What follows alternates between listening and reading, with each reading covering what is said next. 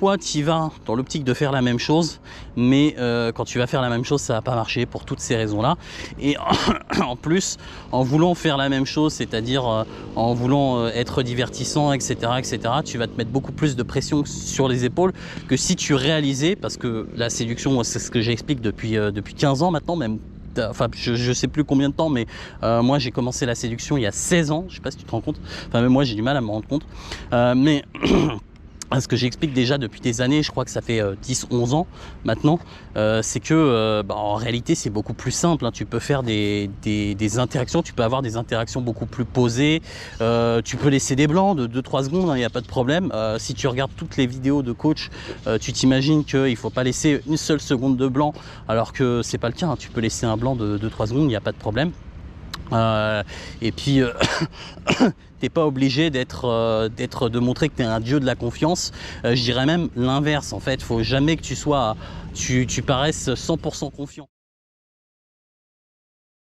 Salut, c'est Chris. Alors aujourd'hui, je te fais une petite vidéo depuis un parc en plein milieu du Brésil, parce que là en ce moment, je suis en pleine pérégrination au Brésil. Je suis dans un état qui s'appelle Tocantins, qui est un état tout neuf, j'ai envie de dire, parce qu'il a été créé à la fin des années 80. Je crois même qu'il est postérieur à ma naissance, et il doit être de 88-89. Et du coup, là, je suis en train de visiter, de voir comment est la vie ici, de rencontrer des femmes évidemment. Forcément, voyage et rencontre, ce sont deux choses qui se lient très bien. Et je voulais te faire cette vidéo, alors je voulais t'en faire une avant. Tu vas remarquer que j'ai pas mal de tout. En fait, j'ai eu le Covid. Il y a la semaine dernière en fait, et alors j'ai pas eu trop de mal à m'en remettre, mais j'ai encore un petit peu de tout en fait, j'ai du mal à parler à haute voix, donc c'est pour ça que j'ai pas fait de vidéo ces derniers temps, et là je me suis dit que j'allais quand même en faire une. Tant pis pour la toux, on peut pas, voilà, on n'est pas toujours dans les conditions parfaites pour faire ce qu'on a envie de faire, pour entreprendre les choses qu'on a envie d'entreprendre, et donc tant pis si je tousse, c'est comme ça. Mais on va quand même faire cette vidéo. Et du coup, en fait, dans cette vidéo, je voulais te parler d'un piège qu'il faut absolument éviter. Et je voulais te donner un conseil, c'est d'arrêter les vidéos de pick-up sur YouTube. Donc moi, je ne te conseille pas d'essayer d'apprendre la séduction en regardant des vidéos de pick-up sur YouTube. Tu peux en regarder si tu as envie. Ça peut être inspirant, certaines vidéos en tout cas. Mais c'est pas ce qui va te permettre de vraiment progresser. Et en fait, c'est même pardon, c'est même souvent le contraire. C'est pas que ça te fait régresser, mais c'est que ça t'empêche de progresser. Et pourquoi? Pour principalement deux raisons. La première, c'est que souvent, ce que va te montrer un coach en séduction, c'est pas ce qui marche. En fait, le coach en séduction, il faut bien comprendre, lui, s'il fait des vidéos, c'est pour impressionner les mecs et gagner en audience, en fait. Quand il drague, il s'en tape d'être efficace, qu'ils prennent 10 numéros sur 10 numéros, sur 10 approches, pardon, etc., etc. Alors, évidemment, si t'empiles les pick-up, enfin que tu filmes tout dans l'intégralité, que tu vois le mec prendre 10 numéros, ça peut être impressionnant. Mais si tu regardes juste un pick-up et que tu vois le mec discuter normalement avec la fille et prendre son numéro, tu vas dire, bah le mec il a eu un coup de chance. Or en fait c'est strictement l'inverse. C'est que souvent les mecs qui font dans l'humour à outrance pardon, qui font voilà, qui font du pricing, enfin qui font toutes sortes de techniques verbales ou de bouffonneries, justement ces mecs là, quand ils réussissent en dépit de ce qu'ils font, en dépit de ce qu'ils disent, et l'une des raisons pour lesquelles ça marche, c'est que ils ont fait 5 ou 10 prises avant pour avoir le bon pick-up qu'ils vont pouvoir uploader sur YouTube, le pick-up qui est assez impressionnant, qui est assez divertissant pour que les mecs consomment et qu'ils aient envie de regarder jusqu'à la fin, parce que c'est pas chiant, parce que c'est marrant. Le mec il lance des punchlines à la fille, il la tease, il va lancer des trucs couillus, des trucs sexués, etc. Toi, ça va te faire marrer de l'autre côté de l'écran, et du coup tu vas regarder regarder jusqu'au bout et puis tu vas regarder la vidéo suivante et puis c'est exactement ce qu'il cherche à faire. Lui, il cherche pas, il va pas dans le, il cherche pas à te montrer ce qui est efficace, il cherche à te divertir et t'impressionner. Je voulais t'expliquer, c'est donc en fait, toi tu vas regarder un pick-up d'un coach en séduction en pensant que c'est ce qu'il faut faire, tu vois. Sauf que lui, son objectif, c'est de te divertir et de t'impressionner, tu vois, c'est de te montrer, ouais, regarde comment je suis un alpha mâle en puissance, comment je suis arrogant, comment je me la pète et tout, et la fille, elle ricane pendant 20 minutes, je lui sors des push and push, je lui sors ceci, je lui sors cela, et la nana elle rigole, elle rigole, elle rigole, elle rigole. Et toi tu vas penser que c'est ça qu'il faut faire, et quand tu vas le faire, en fait ça va pas marcher, ou très rarement, ça va très rarement marcher. Pourquoi? Parce que en fait tu prends pas en compte la personnalité de la fille et son humeur. En fait, voilà, comme je te disais tout à l'heure, le mec, il va faire peut-être 5, 10, 20, 30 prises avant d'en avoir une bonne, avant de tomber sur un bon prospect, entre guillemets, une fille qui va rigoler comme une dinde et qui va sourire à tout ce qu'il fait, quoi, même les vannes les plus pourries, etc. Et du coup, toi, tu te dis, si je fais ça, la fille, elle va réagir comme ça. Non, en fait, c'est presque l'inverse, c'est-à-dire que la fille réagit comme ça et c'est pour ça que le mec il peut surenchérir, tu vois ce que je veux dire, alors que beaucoup de filles en fait, si tu fais juste un petit peu de genre, tu lances une line un peu sexuée du genre ouais non je vais pas faire l'amour avec toi ou je sais pas quoi, tu sais, des délires des fois que les mecs sortent après l'approche. Tu vois, genre pour se prizer, la fille elle va te regarder avec des yeux, tu vois, des yeux bizarres, what the fuck, qu'est-ce qui me raconte le mec, et voilà, et on va dire qu'une bonne partie des filles, elles vont plutôt avoir tendance à réagir comme ça et pas rigoler comme des dindes, voilà. Sauf que, en fait, c'est plus impressionnant, c'est plus, et puis aussi plus divertissant, hein, l'un va avec l'autre, de montrer des filles qui ont des réactions dithyrambiques dès qu'on sort un truc, tu vois, dès qu'on sort un truc marrant ou autre. Et donc en fait, ça t'incite à penser que tous les pick-up doivent être comme ça et que toi, toutes tes rencontres doivent ressembler à ça, alors que toutes tes rencontres ne peuvent pas ressembler à ça, tu vois. Ça dépend de l'humeur de la fille et ça dépend aussi de sa personnalité. Il y a des filles qui rigolent pas comme des dindes à tout ce qu'on leur raconte. Il y a des filles qu'on aborde qui sont un peu fatiguées, qui n'ont pas forcément envie de rigoler. Il y a des filles avec qui on peut avoir un rapport un peu plus profond, mais quelque chose du flirt, mais qui passe plus par le non-verbal, tu vois. Et puis il y a des filles en effet qui rigolent comme des dindes, etc. Donc ça c'est la première chose, c'est que si tu regardes trop de vidéos de pick-up, tu vas avoir tendance à penser que c'est comme ça qu'il faut faire et c'est comme ça que la fille doit réagir. Et donc dès que tu vas aborder une fille, déjà tu vas essayer de la faire marrer toutes les 2 secondes, tu vas te montrer arrogant, tu vas essayer de te prizer, enfin tu vas essayer tout un tas de subterfuges pour lui plaire, pour l'intéresser, et puis si la fille elle réagit pas comme dans les vidéos, parce que malgré que tu fasses les mêmes choses, c'est pas toujours le résultat est rarement le même que celui que tu as dans les vidéos, tu vois, parce que tu te confrontes à la réalité en fait, hein, tout simplement. Et dès que tu vois que la fille elle rentre pas forcément dans le truc, tu paniques et tu essaies d'en faire plus pour que ton pick-up en fait ressemble au pick-up dans les vidéos, alors que justement il faut pas en fait chercher à faire en sorte que tes rencontres ressemblent à celles des vidéos, il faut chercher à s'adapter à la fille, tu vois. Ce qu'il faut bien savoir, c'est que comme je te l'expliquais tout à l'heure, c'est que c'est pas en fait fait en une prise. C'est-à-dire que le gars, il va pas, le coach en séduction quoi, il va pas sur la première fille venue, hop, il lui lâche toutes ses push and line, ses push and pull, pardon. La fille, elle se marre à outrance, blablabla, et puis hop, c'est dans la boîte, on l'upload sur YouTube. En réalité, les mecs, ils font des dizaines d'approches pour avoir une bonne prise, d'accord? C'est un peu comme certaines meufs sur, voilà, avant de poster une photo sur Instagram, elles vont se prendre dans tous les angles, elles vont ajouter des filtres, etc., etc. Tu vois, c'est jamais la photo d'origine, quoi, tu vois. Elles prennent toujours la photo qui la met le plus en valeur, quoi, qui met sa beauté en valeur. Et d'ailleurs souvent en fait sa beauté sur Instagram n'a rien à voir, enfin elle est beaucoup plus elle est exagérée par rapport à la réalité. Tu vois ce que je veux dire? Et ben c'est un petit peu pareil, c'est que les mecs, en fait, ce que tu vois sur YouTube, généralement, c'est le best-of de ce qu'ils savent faire, de ce qu'ils font, tu vois.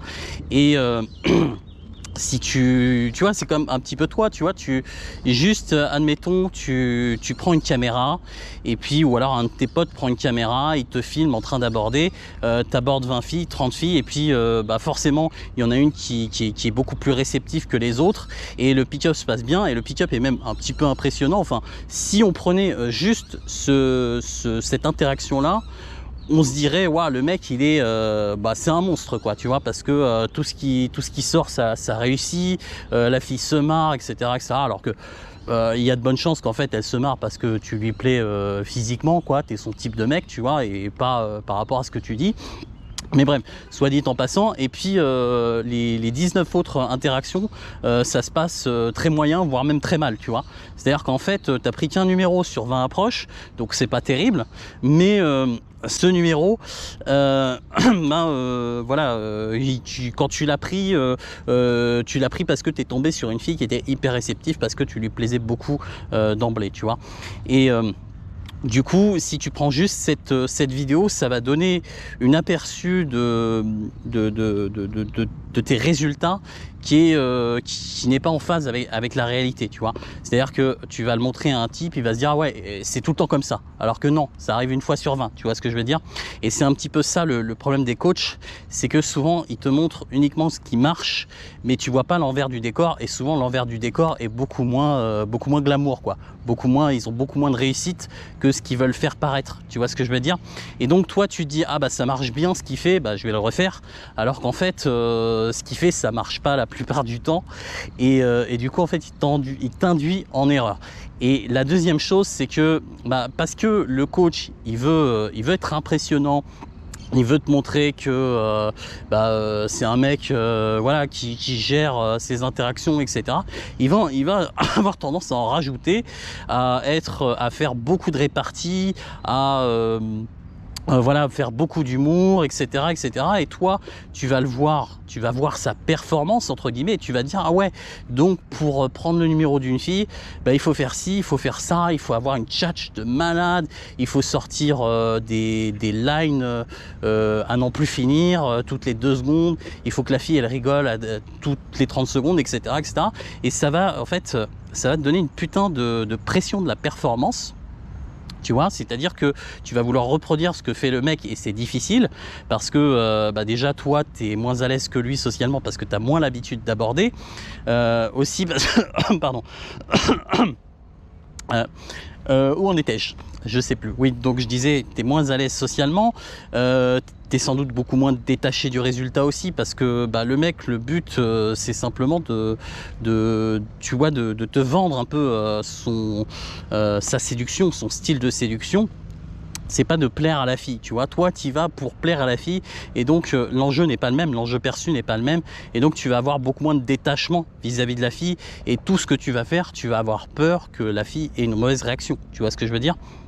Donc forcément, ça va pas marcher de la même manière. Et donc toi tu y vas dans l'optique de faire la même chose, mais quand tu vas faire la même chose, ça va pas marcher pour toutes ces raisons là.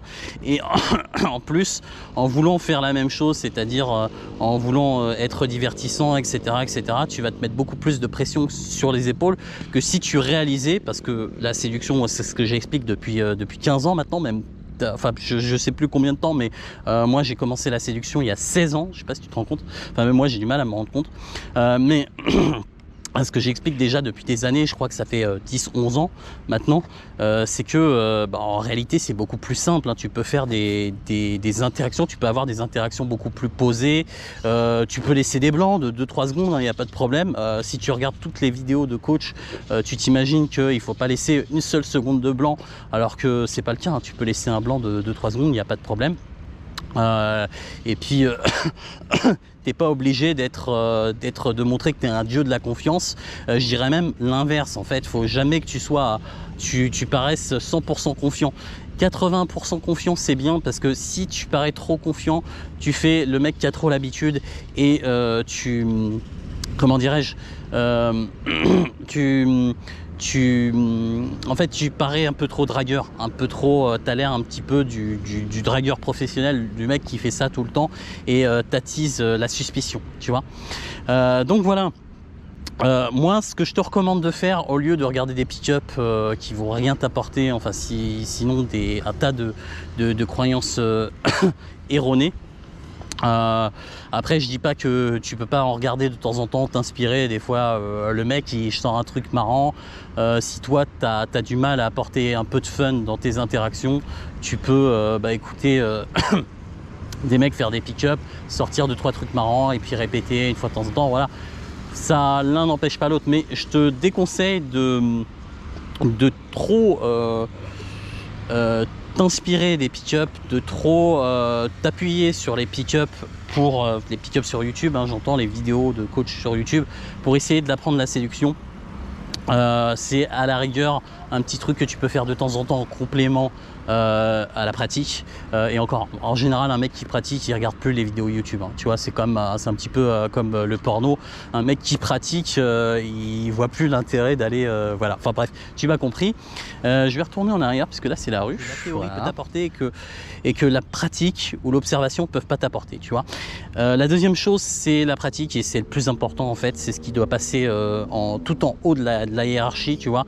Si tu pratiques pas, ne fais pas d'observation, n'apprends pas de pédagogie, ne va même pas sur mon site web. Alors ce que je dis, c'est pas très bien en termes de marketing, voilà, la pratique, c'est vraiment, enfin tout le reste, en fait, ça soutient la pratique. La pratique, c'est ce qui est indispensable. Pardon. La pratique, c'est le truc indispensable. Et voilà, tout le reste c'est en complément, tu vois, c'est un complément, ça peut être un excellent complément pour progresser, ça peut être même essentiel pour progresser, mais la pierre angulaire c'est vraiment la pratique, tu vois. Et puis derrière l'observation, c'est assez important aussi. Il y a des trucs qu'on peut pas apprendre, enfin qui ne peuvent pas s'expliquer par écrit ou même à l'oral, qui sont très très difficiles à expliquer, que tu ne peux pas non plus apprendre par la pratique, ou tu vois, il y a des trucs, la pratique, le problème c'est que c'est individuel et que il y a des trucs dont tu peux pas, dont tu n'arrives pas à prendre conscience, tu vois, et que tu arrives seulement à prendre conscience pardon et que tu parviens à remarquer, tu vois, donc qui viennent à ta conscience quand tu regardes les autres faire, tu vois. Il y a beaucoup de choses que mes élèves, par exemple, en coaching, apprennent, non pas lorsque je leur explique quelque chose, mais en me voyant faire, tu vois. Et ils disent, bah, tiens, toi, tu fais ça. Oh là, il y a quelqu'un qui est arrivé par derrière, j'ai eu un peu peur, bon bref. Ils disent, bah tiens, toi tu fais ça quand la fille s'arrête pas, ou toi tu fais ceci, tiens, j'ai bien aimé ta manière de réagir quand ceci ou cela, quand il y a un mec qui est arrivé, ou quand il y a, je sais pas, voilà, il y a des trucs qui, certaines situations ou certains contextes qui sont très difficiles à expliquer théoriquement, voilà, ou tu ne sais pas trop comment réagir quand toi tu pratiques, tu vois, et puis tu vois quelqu'un faire et tu te dis, waouh, ce qu'il a fait c'est puissant, prochaine fois je fais la même chose, tu vois. Donc voilà, plutôt que de regarder des vidéos YouTube qui vont pas t'apporter grand chose et qui en plus risquent de te freiner dans ta progression, fais plutôt ces trois choses là que je viens de t'expliquer. Lis des articles, suis peut-être des formations, mais fais bien attention à tes sources, quoi. Il faut que ce soit un vrai expert, quelqu'un comme moi, quoi, et pas n'importe qui répète des trucs qui sont obsolètes depuis 20 ans, tu vois. Voilà, et puis derrière la pratique et l'observation. Voilà, j'ai rien d'autre à dire. Pour ne pas oublier, je vais conclure là-dessus. N'hésite pas à t'abonner, abonne-toi même, voilà, comme ça c'est clair et net, abonne-toi. Et appuie sur la petite cloche pour être averti des prochaines vidéos qui vont sortir sur ma chaîne. Voilà, c'était Chris et je te dis à très bientôt. Ciao, ciao.